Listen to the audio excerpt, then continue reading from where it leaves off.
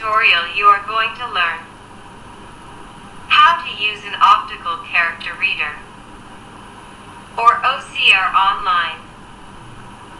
OnlineOCR.net is a free web-based optical character recognition software, OCR, that allows you to convert scanned PDF documents, including multipage files, faxes, photographs, or digital camera-captured images into editable and searchable electronic documents including Adobe PDF, Microsoft Word, Microsoft Excel, RTF, HTML, and text. If you have a scanned document and want to avoid retyping your document, free online OCR service is the fast way to do it. First, you are going to need to navigate to a website that provides this sort of OCR function.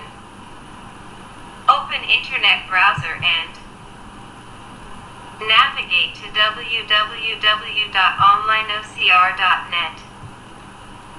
Click on the Select File button. Select the file from your computer and then click Open. We are using an image file. The page will refresh and you will be presented with some further options. Further options make sure that the language is set correctly. Here that's English and choose an output. Format, here we are selecting a Microsoft Word Docs. Finally, just click Convert button.